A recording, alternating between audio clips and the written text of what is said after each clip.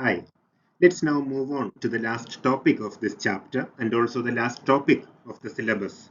We have talked about identical particles in quantum mechanics and also the indistinguishability principle. And then we concluded that wave function for a system of identical particles must be symmetric or antisymmetric. We then said that we have to postulate that a system of fermions will always have an antisymmetric wave function and a system of bosons will have a symmetric wave function. Now let's consider one example that illustrates the role played by the symmetry of wave functions. Let's talk about the helium atom, and from the viewpoint of atomic properties, the helium atom has two electrons. It's a system of two electrons. And since electrons are fermions, the total wave function of the system must be antisymmetric. However, we have learned that the total wave function is the product of a space part and a spin part. So total wave function has a space part and a spin part, and this total wave function has to be antisymmetric. So if both space and spin parts are antisymmetric, then the total wave function would be symmetric. So if the spin part is antisymmetric, the space part has to be symmetric.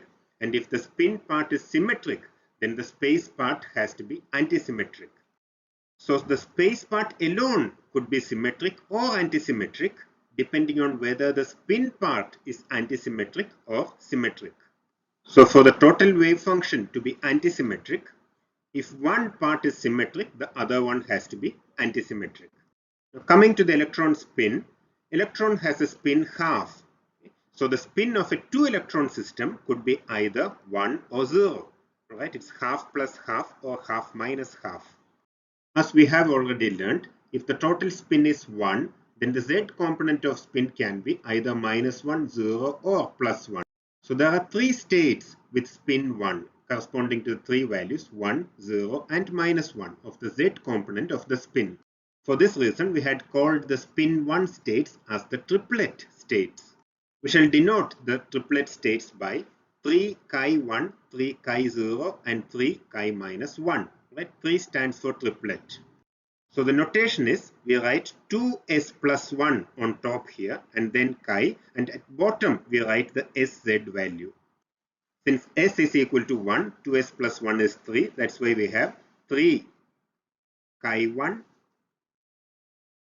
3 chi0 and 3 chi-1. So this is the notation that we are going to use. Here s is the spin and sz is the projection along the z-axis. Okay. So there's a typo here. S is the spin and sz is the projection along the z-axis.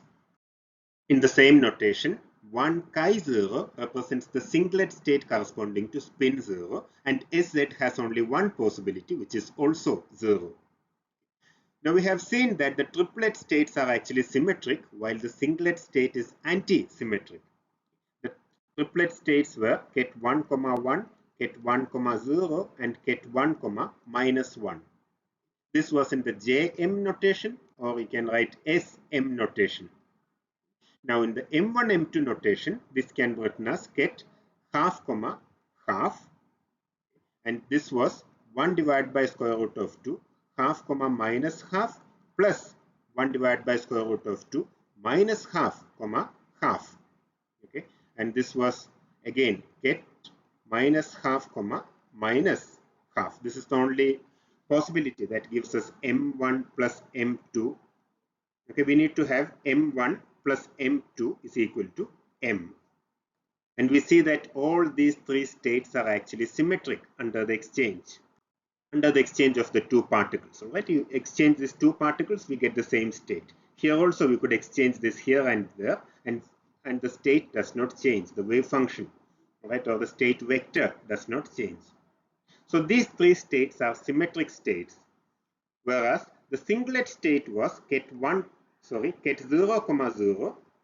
This is equal to 1 by root 2 ket half, minus half, minus 1 by square root of 2 minus half, half. And clearly this is antisymmetric under the interchange of these two particles.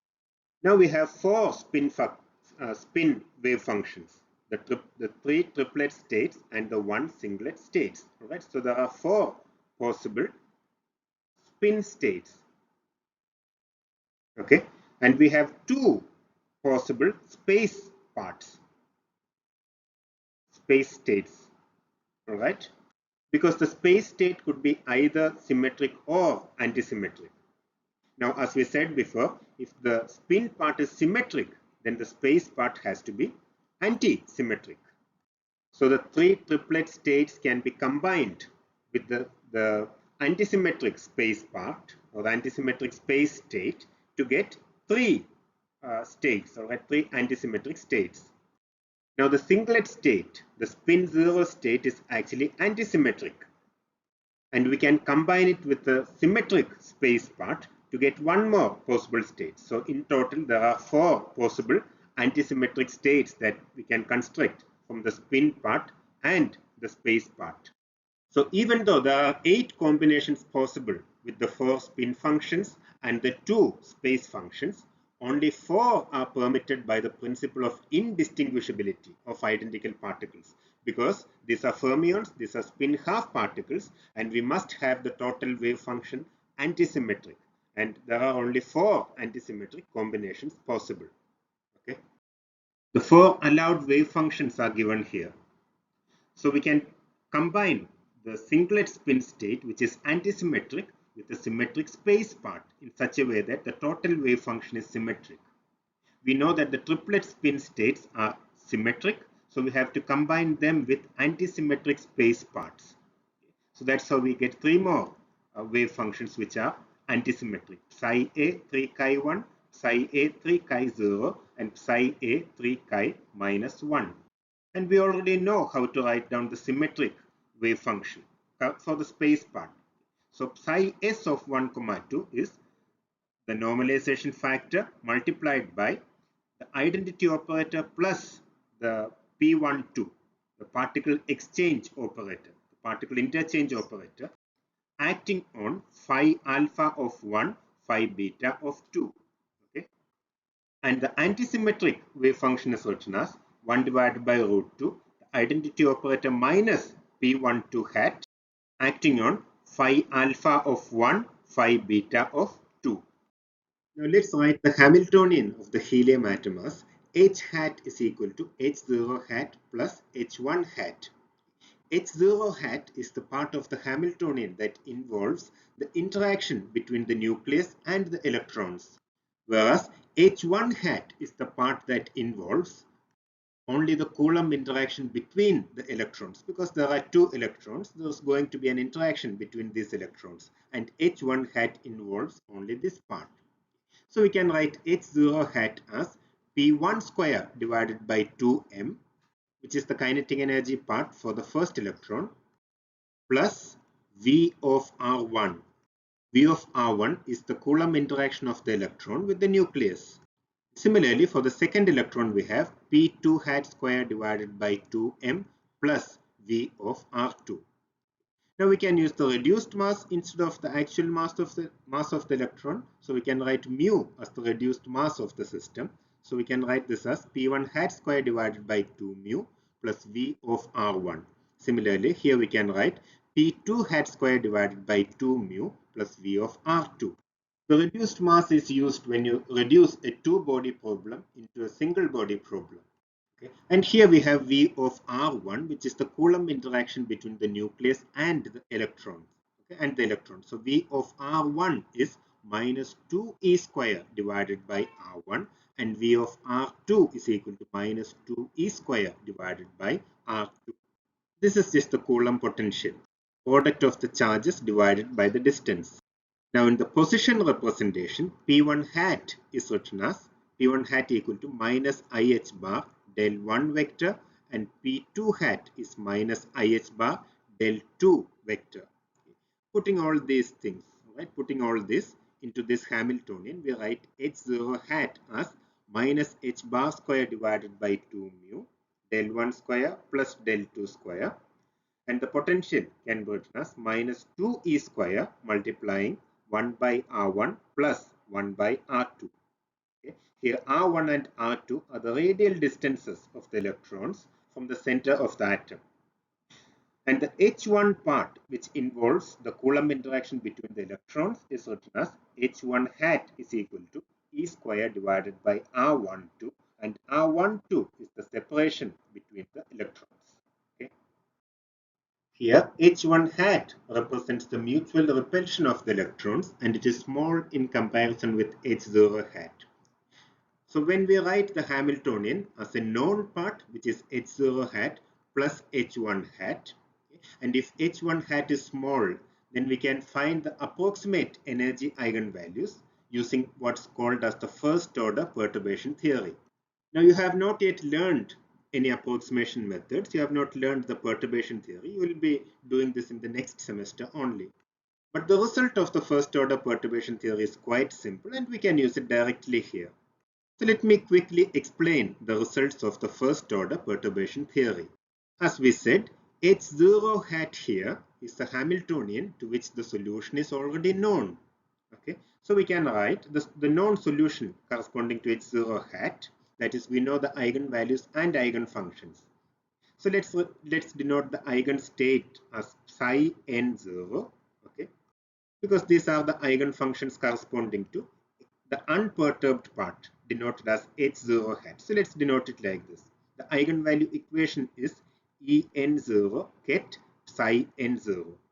Okay, so we use perturbation theory when this is known, when the eigenvalue equation for H0 hat is known. We know En0 and we know these states, we know these wave functions. All right. In such situations, we write the approximate energy corresponding to the Hamiltonian, the total Hamiltonian, as En is equal to En0, which is the unperturbed energy, plus a small correction.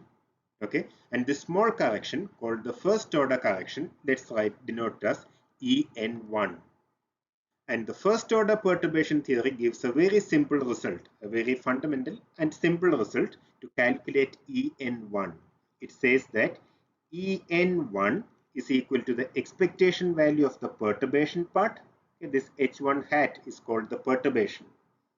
And En1, the first order correction to En0, can be calculated as the expectation value of H1 hat in the unperturbed wave function or in the unperturbed state. Okay. As we said, psi n0 here is something that we already know. It's the wave function. It's the eigenfunction corresponding to En0 for the unperturbed Hamiltonian. So these wave functions are already known. These states are already known. Just to find the first order correction, you just have to calculate the expectation value of the perturbation part in the known wave functions, in the known states, okay, in the unperturbed states. So the first order perturbation theory says that the first order correction to energy is equal to the expectation value of the Hamiltonian, the perturbation part of the Hamiltonian, in the unperturbed states. Okay. So let's use the result of first order perturbation theory in the case of helium atom. Before going into that calculation, let's note that H1 hat does not contain the spin variables, which means that the energy will be independent of spin. In other words, the three triplet states would be degenerate. They all would have the same energy. Okay, but the energy of the triplet states and the singlet state is not going to be the same because they are combined with different space parts. So the separation between the singlet and the triplet states arises entirely due to different symmetry of the orbital part. The triplet states are all combined with the symmetric space part, whereas the singlet state is combined with antisymmetric space part. For this reason, the triplet and the singlet, they can have different energies, but all these states, all the triplet states will have the same energy. And the difference in energy between the singlet and the triplet states is entirely due to the space part, okay, or the different symmetry of the space part. Let me now repeat the result of the first order perturbation theory. According to the first order perturbation theory, the contribution to the energy due to H1 hat in the first order is equal to the expectation value of h1 hat with respect to the eigenfunctions of h0 hat, the eigenfunctions of the unperturbed part, which are already known. Let's start with the first order correction for the singlet state. We know that the first order correction for the singlet state is equal to the expectation value of h1 hat in the unperturbed wave function, which we denote as ket psi s 1 chi 0. Okay, so when you calculate the expectation value, it is bra psi s 1 chi 0 h1 hat ket psi is 1 chi 0. Now, as we said, h1 does not involve any spin variable, so it will leave chi 0 unchanged, 1 chi 0 unchanged. And by orthonormality, they combine to give 1. Right? So this we can write simply as bra psi is h1 hat ket psi s. Now we have already written down the expression for ket psi s, which was ket psi s is equal to 1 divided by square root of 2 into 1 plus delta alpha beta multiplying, we wrote it as 1 plus p12 hat acting on, let's write it as ket phi alpha of 1, phi beta of 2. Okay. So the corresponding bra is written as bra psi s is equal to 1 by square root of 2, 1 plus delta alpha beta, bra phi alpha of 1, phi beta of 2, okay, and the Hermitian conjugate of this operator. But P12 we have already seen is a Hermitian operator, so we just write identity operator plus P12 hat here also. Okay, now we just substitute this bra psi s and ket psi s in this expression here. Right, just substitute this, and the normalization factors here and here, they multiply to give 1 divided by 2 into 1 plus delta alpha beta, and we are left with bra phi alpha of 1, phi beta of 2, 1 plus p12, which is bra psi s except for the normalization factor. Okay, and we have an h1 hat here, which we write down again, and this is ket psi s apart from the normalization factor. Normalization factor we have already pulled out in here. So here we have 1 plus p12, or the identity operator, plus p12 ket phi alpha of 1, phi beta of 2. Now we make use of the fact that the Hamiltonian for indistinguishable particles, the Hamiltonian or any other operator has to commute with P12. So we can simply take this operator to the right side of H1 hat, and we have this becomes H1 multiplied by the identity operator plus P12 hat squared. Now we square this here, it gives us identity, the identity operator squared plus 2p12 plus the identity operator again. Okay, because p12 square is again the identity operator, as we have already seen. This was because exchanging the particles twice is just like doing nothing. It's just the identity operator. Okay, so what we have here, this identity operator here is p12 squared. Okay, now we can combine these things. Here we have the identity operator plus the identity operator. So the term here becomes 2 plus 2p12. We can pull the 2 outside, and we have 2 into 1 plus p12 hat. Okay, this 2 can be cancelled with the 2 here, and we are left with 1 divided by 1 plus delta alpha beta. These terms remain unchanged, and we have h1 hat, and here we have the identity operator plus p12 acting on ket phi alpha of 1, phi beta of 2. Okay, now we know the action of p12 on phi alpha of 1, phi beta of 2. We know that p12 acting on phi alpha of 1, phi beta of 2 gives, it just interchanges these two labels. Alright, so this gives phi alpha of 2, phi beta of 1. Okay, and the identity operator does not change this at all. So now let's expand this part, and we get 1 divided by 1 plus delta alpha beta, bra phi alpha of 1 phi beta of 2 h1 hat get phi alpha of 1 phi beta of 2, which is obtained by the action of the identity operator on this state, plus the effect of P12 on this gives phi alpha of 2 phi beta of 1. So there are two terms in here for the expression uh, for ES1, right? One is bra phi alpha of 1 phi beta of 2 H1 phi alpha of 1 phi beta of 2, and then we also have bra phi alpha of 1 phi beta of 2 H1 ket phi alpha of 2 phi beta of 1, right? Let's call these two terms as J alpha beta and K alpha beta. So J alpha beta is bra phi alpha of 1 phi beta of 2 H1 hat ket phi alpha of 1 phi beta of 2, and K alpha beta is bra phi alpha of 1 phi beta of 2 H1 hat phi beta of 1 phi alpha of 2. So the expression for ES1 can now be written as 1 divided by 1 plus delta alpha beta J alpha beta plus K alpha beta. Similarly, for the triplet states, we can write the first order correction as ET1. ET1 stands for the first order correction to the triplet states. So over here, the wave functions, the space parts are antisymmetric, and we can write ET1 is equal to bra psi A H1 hat ket psi A, and this is written as J alpha beta minus K alpha beta. You may check this. Right? Please check if this is correct. Now, if you look at J alpha beta was bra phi alpha of 1, phi beta of 2, H1 hat ket phi alpha of 1, phi beta of 2.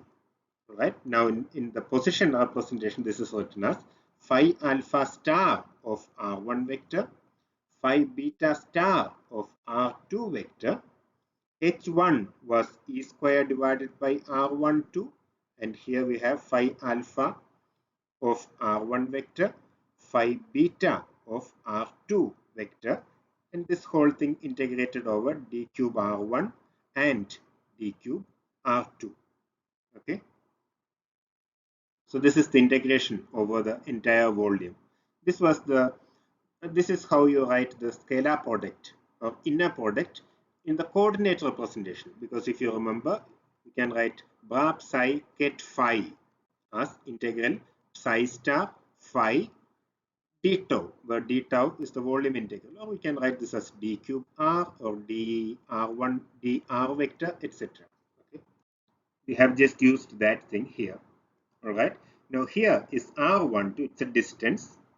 So phi alpha of R1 vector can be combined with phi alpha star. So this term becomes modulus phi alpha of R1 squared. Similarly, this can be combined with phi beta star, and we have modulus phi beta of R2 squared. Okay, and E square by R12, which is also positive because R12 is just the distance between the two particles. R12 is 1 divided by modulus of R1 vector minus R2 vector. Okay, so this is also positive. So the entire integral is going to be positive because every term in it is positive, which means that J alpha beta is positive. So it's obvious that J alpha beta is positive, and we can also show that K alpha beta is also positive. The case for K alpha beta is not so obvious, but it's possible to show that K alpha beta is also positive. So both J alpha beta and K alpha beta are positive. And we saw that ES1 is equal to 1 divided by 1 plus delta alpha beta, J alpha beta plus K alpha beta, whereas ET1 is equal to 1 divided, sorry, there's no 1 divided by here, it's simply J alpha beta minus K alpha beta. So clearly we see that this is a sum of two positive quantities. This is J alpha beta minus K alpha beta. So clearly we see that ET 1 is less than ES1. This thing is smaller than this thing here. Okay, so the first order correction to the triplet state is smaller than the first order correction to the singlet state. That is, the singlet state always has higher energy when compared to the triplet state. Now this has a simple physical interpretation, and the physical interpretation is as follows. In the singlet case, the spin part is antisymmetric, so the space function is symmetric. So there is no Pauli exclusion principle for the space function. So the electrons can really come together. There exists a wave function, there exists a state where the electrons are really close together. Okay, so we can say that the electrons have a tendency to come close to each other. So the effect of the electrostatic repulsion is more serious. So the higher energy results. So the higher energy in the case of a singlet state is because the electrons can come close to each other and the electrostatic repulsion increases in this case. Whereas in the triplet case, the spin part is symmetric and so the space function is antisymmetric. So there is a Pauli exclusion principle for the space function, which means that the electrons tend to avoid each other because there is no space function corresponding to both electrons being at the same point in space. The Pauli exclusion does not allow it. So the Coulomb repulsion is also less serious, resulting in a lower energy. Now helium in spin singlet states is known as parahelium, whereas helium in spin triplet states is known as ortho-helium.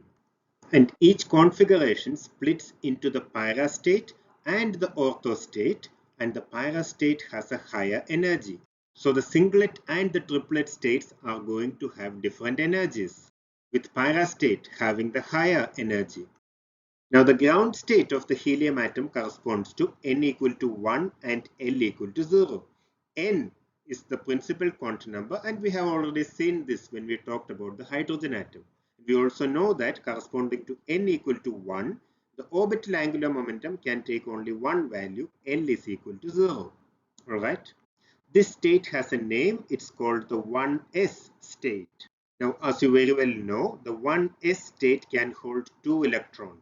Okay, there's the z component of spin have to be different so that the Pauli exclusion principle is not violated. But as such, the 1s state can hold two electrons. So the ground state, the lowest energy configuration of the helium atom, corresponds to both electrons being in the 1s state, which means that for the ground state, we have alpha is equal to beta is equal to 1s. The space part of the wave functions for these two electrons are the same. So if alpha is equal to beta, then the antisymmetric function becomes 0. So the only allowed state is psi s 1 chi 0. Now we can calculate the first order correction to the energy in the case of the singlet state. Okay. We already have seen this. We already have derived an expression for this.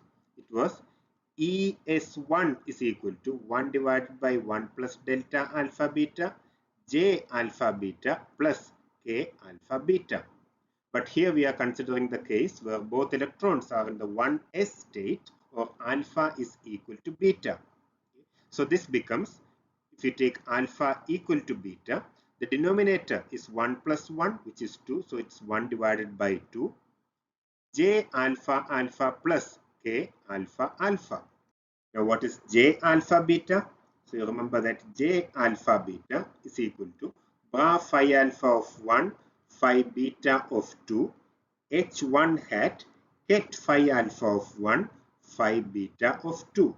And what is K alpha beta? K alpha beta is bar phi alpha of 1, phi beta of 2, H1 hat, phi alpha of 2, phi beta of 1. Okay. But if we put beta equal to alpha, right? So wherever you have beta, put alpha because both electrons are in the same state we said. So this also becomes alpha, and K alpha alpha is phi alpha of 1, phi alpha of 2, H1 hat, phi alpha of 2, phi alpha of 1. So we clearly see that when alpha is equal to beta, J alpha alpha is equal to K alpha alpha. So this can be written as 1 by 2 twice J alpha alpha, or simply as J alpha alpha. So the first order correction to energy ES1 is written as J alpha alpha, and alpha is 1s state. Okay, the state is 1s state. So we can write this shorthand notation as J1s 1s, or simply as J1s 2. Now the calculation for J1s2 can be carried out using the hydrogen atom wave functions, the unperturbed wave functions, which we have already derived. Okay, the calculation involves some integrals which are quite lengthy. Okay, but solving those integrals is not the point of this topic here. Our discussion is mostly qualitative, and you are going to do these integrals. You are actually going to carry out these integrations in the next semester when you study approximation methods. Okay, so there's a long way from here to here, but the idea is you use the hydrogen atom wave functions, carry out the integrations, all right, after substituting for h1 hat. Okay, and the answer is simple. It is 5 divided by 4 e square divided by a0, where a0 is the Bohr radius. We can plug in the numbers here, and this is equal to 33.99 electron volts. So this is the first order correction for the singlet state. In this case, this is the first order correction to the ground state energy. Now, if we take simply the unperturbed energy, this can be calculated to be minus 108.76 electron volt. This is just the energy eigenvalue corresponding to the unperturbed states. So now we have the unperturbed energy and the first order correction. So to get the approximate energy value, we add the first order correction to the unperturbed energy. Adding these two gives minus 74.77 electron volt. So E1S2, which is the approximate energy corresponding to both electrons being in the 1s state, this is the unperturbed energy corresponding to that configuration plus the first order correction corresponding to that configuration, and we see that the result is minus 74.77 electron volt. So this is our approximate energy, approximately calculated energy for the ground state of helium atom. So this is the approximate ground state energy of the helium atom. The experimentally measured value for the ground state energy of helium is actually 78.98 electron volt. So we see that this approximate value is quite close to the experimentally obtained value, right? Whereas if we are calculating the unperturbed energy alone, we see that it's very different from the experimentally obtained values, all right? So this approximation method, adding the first order correction, has taken us closer to the experimentally observed value. In the same way, we can obtain energies of some of the excited states. For this, we have to calculate J alpha beta and K alpha beta corresponding to different configurations. For example, we can consider the configuration where one electron is in the 1s state and the second electron, the other electron, is in the 2s state. This is an excited state. We can calculate J1s 2s by solving some lengthy integrals, and it turns out that the value is 11.42 electron volt. Similarly, we can find K1s, 2s, which is 1.2 electron volt.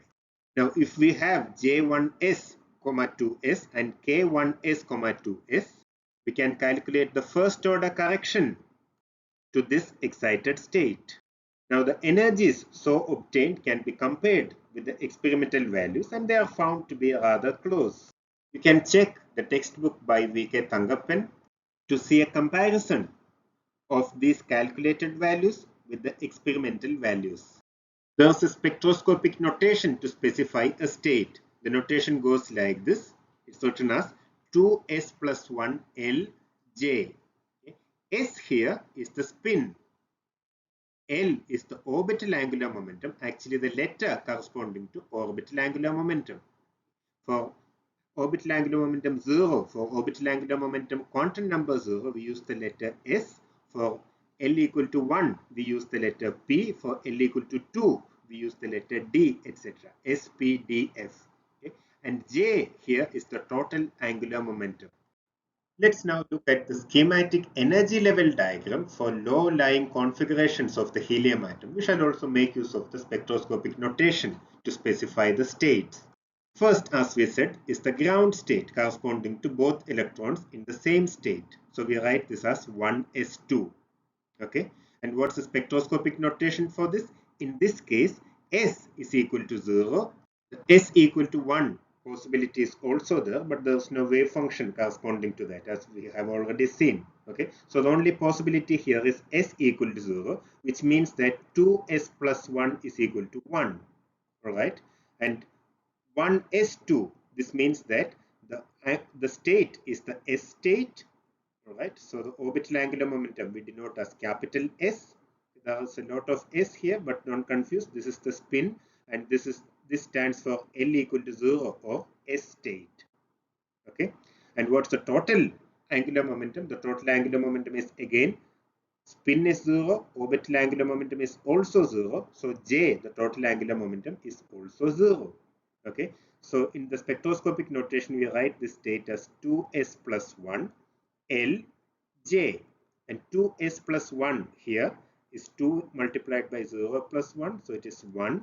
L is the S state, the orbital angular momentum is S state, and J is 0. Okay, so that's why we denote this state as 1s0 in the spectroscopic notation. And remember, this is the spin singlet configuration.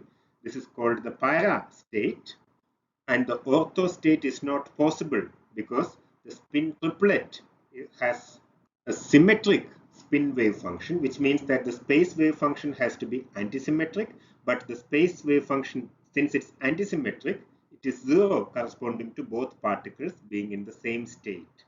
Okay, so there's only one possibility here, the spin singlet. It has to be necessarily only para.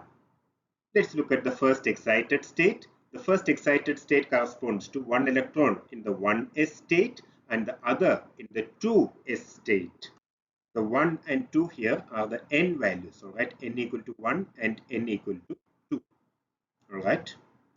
Here, both ortho and para possibilities are there because both singlet and triplet configurations are possible. Let's first look at the spin singlet configuration. So the singlet configuration corresponds to S is equal to 0. All right. Now what is L here?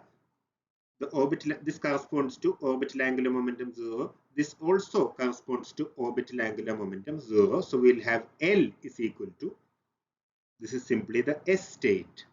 Okay. What about the total angular momentum J? We see that the orbital angular momentum is 0. The spin is also 0. So J is also 0. Okay, so this state is denoted as 1s0 here, and this is clearly a para state. What about the ortho state? This corresponds to S is equal to 1. This means that 2s plus 1 is equal to 3.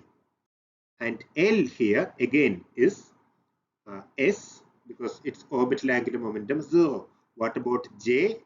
J is equal to, since spin is 1 and orbital angular momentum is 0, there is only one possibility here, 1 plus 0, which is 1. Okay, so we denote this as 3s, okay, because L is equal to S, and J is equal to 1. Okay, that's the state here, 3s1, and it's an ortho state. We draw it like this because the para state, as we said, the singlet state has a higher energy when compared to the triplet state. We have already seen this. That's the reason why we split this line like this. The singlet state, this is to show that the singlet state has a higher energy. Let's look at the next excited state corresponding to one electron in the 1s state and the second electron in the 2p state. Here again, total spin can take two values, s equal to 0 and s equal to 1. And the value, the L here, S corresponds to orbital angular momentum 0 P corresponds to orbital angular momentum 1. So L corresponds to orbital angular momentum 1 plus 0, which is 1 again. Okay? And orbital L equal to 1 state is called the P state. Alright, so L is equal to P. Alright, now let's take the possibilities. If S equal to 0 and L equal to 0, okay, this is for the singlet state. So L is equal to 1 here.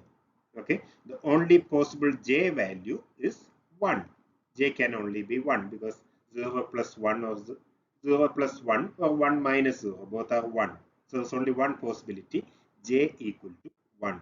So, and the corresponding state, the singlet state is denoted as, again, 1 P1, right? Because P is P corresponds to L equal to 1. Okay? That's the state that we have here. It's a singlet state.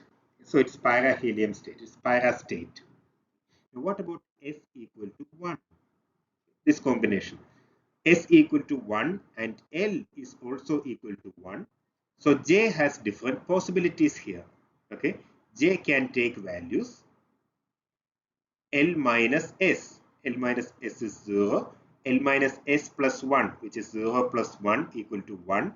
And then L plus S, which is 2. So J can take three values, 0, 1, and 2. Alright. And in this case, 2S plus 1 is equal to 3. So we have the triplet states denoted in the spectroscopic notation as 3p2, 3p2. There's also 3p1 and 3p0. These three states all have the same energy.